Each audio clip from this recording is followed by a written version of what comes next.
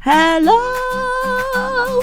And welcome back to the Squares and Circles podcast, where together we navigate the twists and turns on this wild journey from teenagehood to adulthood. I'm your host Ellie, and I'm so gassed to be back with another episode for you. Get ready to talk about life after education with me as we uncover just how unprepared school leaves us for the big wide world. It's going to be an exciting journey, or should I say, not really that exciting.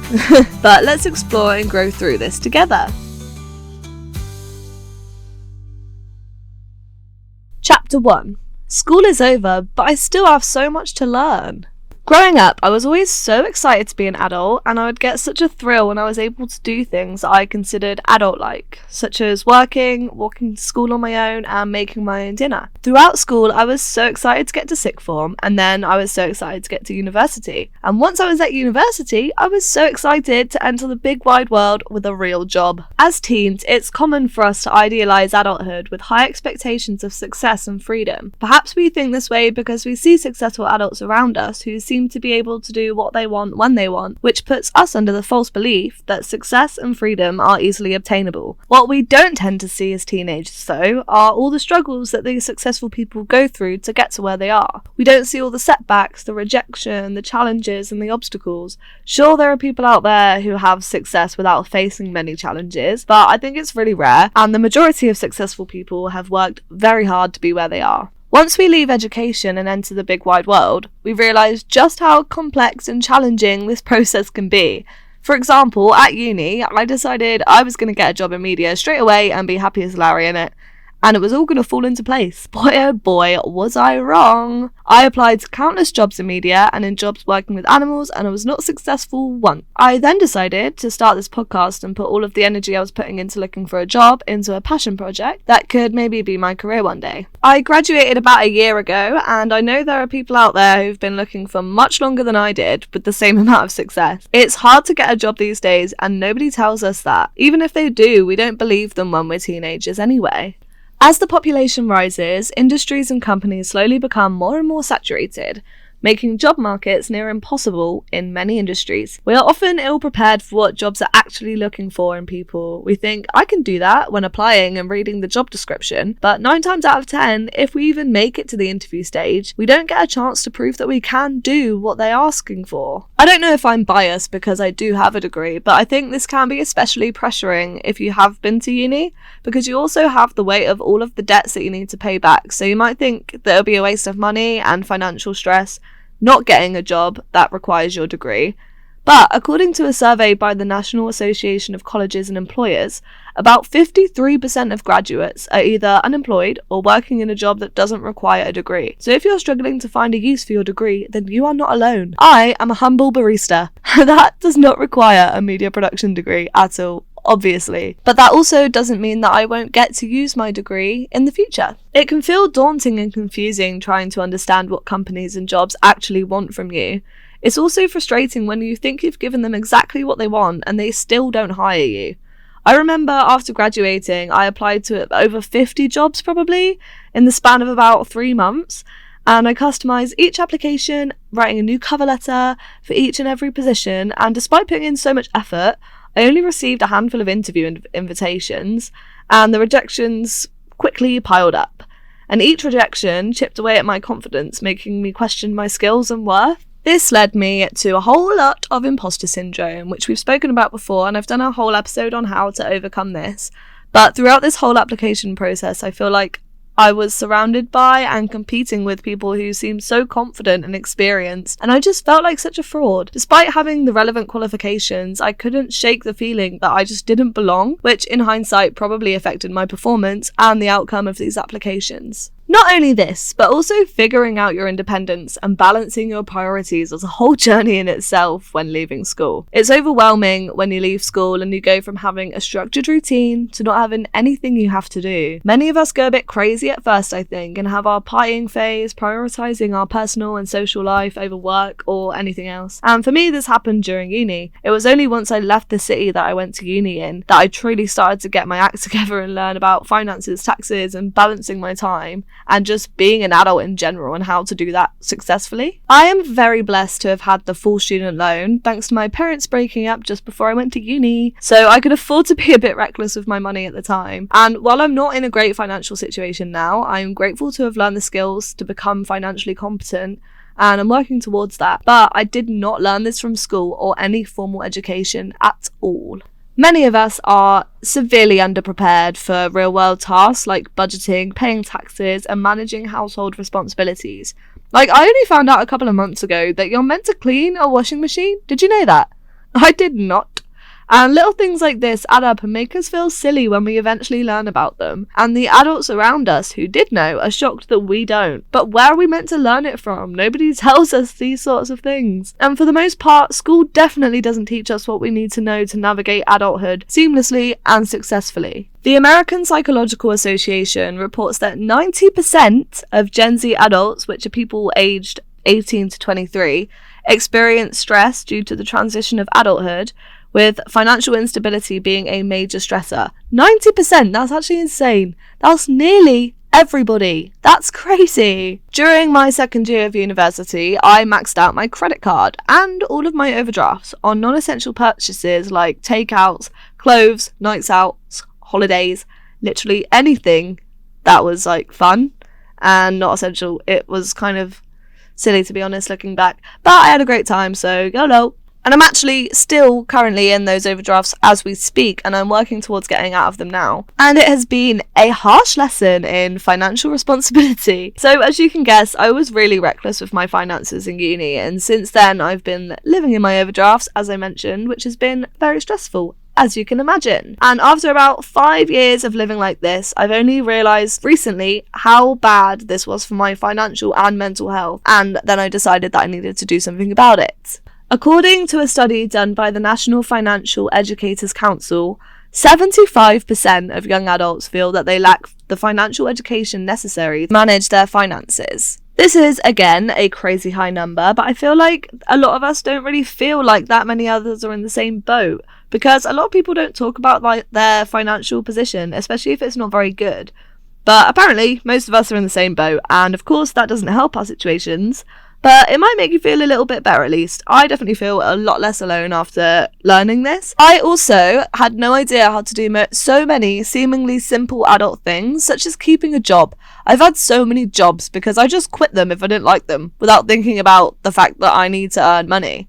And I also knew nothing about taxes, and I knew very little about renting houses and paying bills, because although I have lived independently for about 5-6 years now, because I was on my own throughout the whole of uni, well, not on my own, but with friends, you know, I often wasn't very useful to my housemates in terms of helping them sort out the housing and bills. I would just kind of send the money that I owed, and that was that. So shout out to everyone that helped me get a house at uni. Big love. Once I moved out of Brighton, which is where I went to uni, I soon learned the importance of all of this.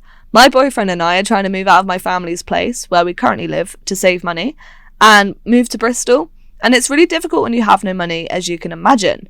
We want to be in Bristol ASAP, so I have had to teach myself so many things about finances to get to where I want to be in order to be able to live independently, successfully, and without so much stress. And side note, but it is a bit outrageous that we have to take the time to teach ourselves all of this, because it's not that hard. If teenagers can learn algebra, then they can 100% learn about financing in the adult world at their age. You know, like, if I can teach myself it now, I could have learned it years ago and been way more okay now than I actually am. Another thing that I really struggled with was maintaining a work-life balance. I would either work a whole lot because I was stressed about having no money, but then I would have no time for my social life, my self-care, or household responsibilities, or I would go the complete opposite route and have no job and spend all of my time on self-care and my social life and my household chores. And this usually happened after I got burnt out from a period of working too much. So it makes sense in retrospect, but it wasn't sustainable at all. And this cycle has played a huge part in why I'm in such a bad financial position now, because I would spend all of my money on little treats and random little stuff when I was working, living paycheck to paycheck still. And then when I wasn't working, I would use my last paycheck on pints and other random things. And then I would start chipping away at my overdrafts and my credit cards, and I would rack up clear pay and whatever. And it was just really, really terrible decisions all the time, really. And I really do blame this all on the fact that I just didn't know what I was doing. I didn't understand credit. I didn't understand anything to do with any sort of money apart from you can spend it, you get things. That is literally all I knew, and you need it to pay rent. If I had enough money to pay rent, I was chilling. I did not need money for anything else, or savings, or how important it is, to invest in your future and stuff. I just knew nothing. So yeah, the world was not what I expected after leaving school. It was way harder and way more brutal than I thought, and also way, way, way more expensive than I expected. I also dealt with imposter syndrome a lot when searching for a job. I think I've already mentioned this, but I just felt like an incompetent human in general, so why would I be useful in a job? All in all, school fucked us over. You could have done a lot better at preparing us for adulthood, you raggedy little lamb.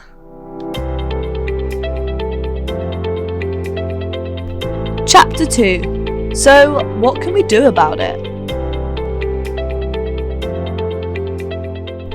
I think one of the most important steps in overcoming the challenges of transitioning to adulthood is seeking out resources and courses on financial literacy, budgeting, and other adult responsibilities that you don't have the knowledge on.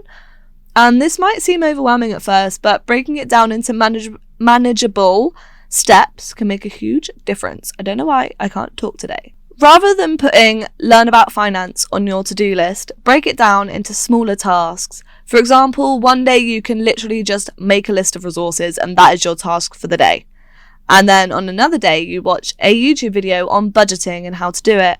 And then you build up from there. And this makes what sounds like a super daunting and time-consuming task seem way more manageable. And over time, you'll build up the knowledge that you need to overcome all of the issues that you have. You could also consider enrolling in online courses on platforms like Coursera, Udemy, or Khan Academy, which all offer courses on financial literacy, time management, and other essential skills that we don't get taught at school. I haven't actually used any of these, but I have heard really good things about them. The only thing is, I'm pretty sure they all cost money, which is not ideal if you're poor and in a shitty financial situation. So, if you want a free option, then you can utilize your online tools, because there are numerous online tools and apps that can help you manage your finances and schedules. Websites like Martin Lewis Money Saving Expert offer a lot of valuable advice on budgeting and saving money, and also YouTube channels and podcasts dedicated to personal finance can also provide easy to understand information. There is a podcast, I think it's literally just called The Money Podcast. I'll link it in the description, because that is where I've learned a lot of my stuff, and I think it is so useful. I really like the way that she talks about it. It's really easily digestible and easy to understand, which I think is a problem with money, because I think it's overcomplicated in a lot of areas on the internet where you can find information on it. Also, using a daily planner can help you to organise your time effectively. So write down what you need to do each day and create a tick list for your tasks. And this can help to create a sense of urgency and keep you on track, and make sure that you that you stay on top of your learning and you do something every day, because it's on your to-do list. You've got to do it that day because you've got something different to do the next day. I really struggled with learning about financial literacy for a long time because I was making it too big of a job. On my to-do list, it was always learn about finances, get financially literate, and it was just too big of a job. I wasn't going to do that every day. It was on my to-do list every day because I just didn't have the time to do it. But once I started breaking it down into smaller, manageable steps each day, I started to actually make progress. And each day I would use a different resource, and I learned a little bit at a time. And I celebrated my small victories, and that kept me motivated and built my confidence. And also, writing down my tasks really helped with this too. So I would write down things that I needed to do that would be easy to tick off, such as brush my teeth, go on a run, make my bed, and stuff like that. And I think this is all psychological, but because I would also, of course, add whatever learning I needed to do that day, it would seem like an easier job because it was amongst easy jobs. I'm sure it's all psychological, but I did it every day and it worked, so why don't you try it too? Because it really helped me, so it might really help you. The next thing that you can do to help yourself with becoming an adult, I suppose, is to surround yourself with mentors or friends and family who can help you to offer guidance and support. Having people in your life that you feel comfortable asking questions to can be a great source of learning and reassurance. Look for mentors who can guide you in your career or offer you general life advice, and this could be somebody in your field, a family friend, or even a teacher from school. Regularly meet or email or just communicate with them in some way to discuss your progress and your challenges, and they can provide valuable insights and advice based on their own experiences. And don't hesitate to lean on your friends and family. It doesn't have to be somebody professional, because your friends and family can be your biggest help, as they can offer you support and share their own experiences and help you to navigate through the challenges that they've already been through. For me, this is my dad. I am very lucky that my dad is a very successful adult, and not necessarily in terms of his wealth, but he just knows a lot about adulting and the things that we might lack as young adults. And anytime I have a question about finances or jobs or housing or basically anything boring and adulty, I know it's a question for my dad, and he always helps me out. And even if he doesn't know, he will find out for me, and I'm so lucky to have this. And you should try and find somebody who is as helpful as that in your own life, because honestly, without him, I would not know a lot about being an adult at all. I think a really big thing that you need to do to overcome this as well is to learn how to manage your stress and develop your resilience, because life is going to continuously throw you challenges and obstacles, and having effective coping strategies can help you to navigate through them no matter what the challenge is. And here it is, we always talk about it. Practicing mindfulness and meditation can really help to reduce stress and improve your mental clarity. And apps like Headspace and Calm offer guided meditations that are really easy to follow. Or there's also a lot of free guided meditations on YouTube. I can't talk. You don't have to use the guided meditations either. You can use just meditation sounds and do it on your own.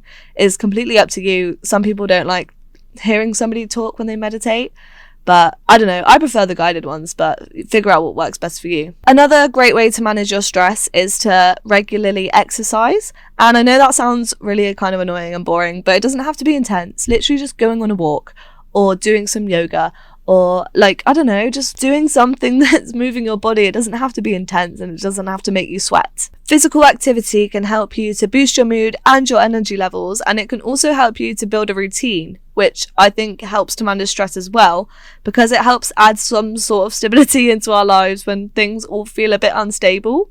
So having a routine to follow of some sort, even if it's just like waking up and going on a walk, that is a routine, and it can give you some stability, which in turn can reduce your stress. Also, this one seems a bit obvious, but engaging in your hobbies that you really like to do can be a great stress reliever, and actually making time for these hobbies can be really good for you, because it provides a break from the daily responsibilities, and it helps you to recharge and build your energy back up so that you don't get so burnt out. And another way that you can also reduce your stress is by practicing positive affirmations every day, and remind yourself that failures are part of the learning process, and keeping a positive outlook and being kind to yourself during tough times can really make a huge difference in your stress levels. This is all what worked for me anyway, because I spent ages being super stressed, and I would get really overwhelmed with life because I didn't know how to deal with any of this stress, and I didn't even know what was stressing me out at some points because there was just so much going on.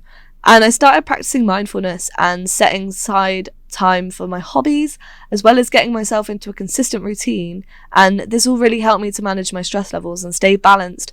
And now I'm much better equipped for these life challenges and just anything like, personal challenges, whatever life throws at me, really. I'm not always chilling, but I can deal with it a lot better now. Adulthood involves continuous learning and adapting to new situations. Staying curious and proactive in acquiring new skills and knowledge is essential.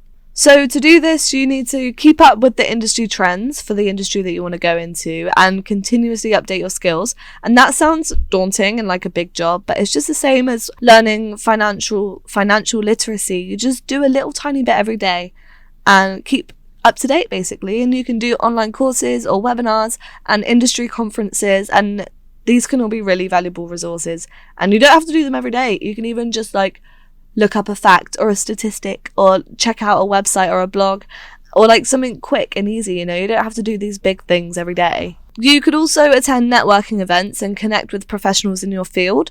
And learning from others' experiences can provide new perspectives and opportunities. And I think LinkedIn is also a really good place for this, just connecting with people that are in the industry that you want to go to and seeing what they're up to and just keeping up to date with what they're doing with their lives, basically, and trying to emulate some of those. And you could also do this by yourself by reading books and attending workshops and also seeking feedback on your work. Getting feedback is a really big and I think underrated part of self-development. But ask people what they think and take the criticism to heart. I mean, I don't mean like get upset and if they say it's rubbish or whatever, but like, you know, take it to heart, take it on board and use that information to grow rather than to put yourself down. When I was trying to get a job in like the media industry and post-production, I made it a point to stay informed about the media industry because I would attend webinars and I would read industry blogs, and I used the Eric app to find one-off opportunities and free courses and podcasts, and there's so many resources on there. It's an absolutely brilliant app for creative industries, and I'm not really sure about other industries obviously because I didn't want to go into those, but I'm sure if you have a look around you'll be able to find something. But yeah, Eric app if you're a creative, absolutely incredible. There's so much on there for you. My next piece of advice for overcoming being an adult is to maintain a healthy work-life balance because it's crucial to avoid burnout and ensure your overall well-being. It's really important to prioritize self-care and leisure activities alongside your professional responsibilities, especially at the start whilst you're trying to find your feet and, you know, everything is a bit much. You're still trying to learn so much about being an adult. So to do this, you need to set boundaries and clearly define your work hours and stick to them. Avoid bringing work home if possible and make sure to take breaks throughout the day. And even if you do work from home or you're just searching for a job and obviously doing it from home, make it a point to do these things in a separate area from your chill area and schedule your downtime. You need to plan regular downtime for relaxation and hobbies, which helps to recharge your batteries and maintain your mental health, which also prevents burnout. And scheduling this in ensures that you don't skip it and ignore it, which I think you can easily do, especially if you are working from home or trying to find a job. It's so easy to just, you know, carry on into the early hours of the morning. I have been there. I think also to help this, it's really good to establish a self-care routine, which includes exercise, hobbies, and time with your loved ones. And you can schedule this into like the morning and evening. Like, I don't know, say you wash your face at 10 o'clock. That means you're not working by 10 o'clock. You're done. You're washing your face at 10 o'clock. So that's it. And also taking care of your physical and your mental health should be a priority because you can't do anything if you aren't feeling your absolute healthiest. Well, I don't know, that seems dramatic. Not your absolute healthiest, but you've got to feel at least good and energized and not burnt out. By focusing on these strategies, you can navigate the challenges of transitioning to adulthood with more confidence and resilience. But remember that it is a journey and it's okay to take it one step at a time, and you can go at whatever pace feels right to you. There is no rush. There is no race. You do you. Chapter 3. Important things to remember. Number 1 is it is okay to struggle. Transitioning to adulthood is challenging for everyone, even though it seems like everyone has their shit together around you. It's not true. Go listen to episode 1 to hear more about this because it's all about imposter syndrome and how to deal with that. And the fact that everyone is struggling. Everyone has imposter syndrome pretty much. And you don't need to be too hard on yourself because growth takes time. It's not an overnight thing, and you can't expect... What's that quote? It's like... You can't expect something about a flower and blooming overnight. I don't know. Rome wasn't built in a day. Nothing to do with flowers. But Rome was not built in a day. And neither will you be. Number 2 is continuous learning. Adulthood involves continuous learning and adapting. You need to stay curious and proactive in acquiring new skills and knowledge. And don't overwhelm yourself with this. And number 3, which is our final one for the day, is to prioritize self-care and leisure activities to maintain mental health. And don't let work consume all your time and energy. And I don't just mean like work, like career-wise or whatever, job-wise. I mean also in terms of learning about how to be an adult. Like, don't let yourself get burnt out. Just take it small. Take it slow. Take it at whatever pace you need to. I don't know how many times I'm going to have to say that. But there is no race. You go at your own pace. Whatever feels right to you. Chapter 4. Journal Prompts. So I've only got about 6 journal prompts for you today, but I will, as always, be posting more on my Instagram over the next week. So go follow me there at Squares and Circles Pod to see more journal prompts and to also see these ones if you don't want to listen to it again. Number 1. What was the most surprising aspect of adulthood for you? Number 2. How have your perceptions of adulthood changed since leaving school? Number 3. What adult responsibilities do you feel the least prepared for? Number 4. What steps can you take to improve your skills in these areas? Number 5. What are your short-term and long-term goals as you transition into adulthood? And number 6. How can you break these goals into actionable steps? Chapter 5. What shall I do next? So the first thing to do is to seek financial literacy. Make a list of resources. That is your very first step. Even if that is the only thing you do this week, make a list of resources where you can refer to learn more about the things that you don't know about being an adult. Maybe take an online course if you're feeling crazy, or read a book. Just set up a plan for how you want to learn about being an adult and how to do it properly and how to make it work with your lifestyle. My second step that I think you can take this week is to find somebody who can be your mentor. Connect with somebody who has experience in your field, or somebody in your family or a friend that you trust and look up to as an adult, if that makes sense. Like somebody who you think is a successful adult, and ask them questions, let them teach you and let them guide you. Don't be embarrassed about it. It's not embarrassing. It's only embarrassing if you don't get help and you stay stuck in your ways. Number 3 is to find a supportive community and maybe find somebody who's going through it with you that you can talk about, and that will help you to feel less alone and also help you to share your experiences and get them off your chest. And also it might be beneficial because you'll be able to share tips with each other of things that you have learned. And finally, number 4 is to practice self-care. This one comes up, I think, every week as well, but establishing a routine that include exercise, hobbies and relaxation, as well as, of course, all of the adulty things you need to do, will help you to prevent burnout and stop you from living in unsustainable cycles. And that is it for today's episode. Thank you so much for tuning into Squares and Circles. If you enjoyed today's episode, be sure to rate and review us on Spotify to help it reach people who might need it. And don't forget to follow the podcast on Spotify to stay updated on all our latest episodes, which are out every Friday.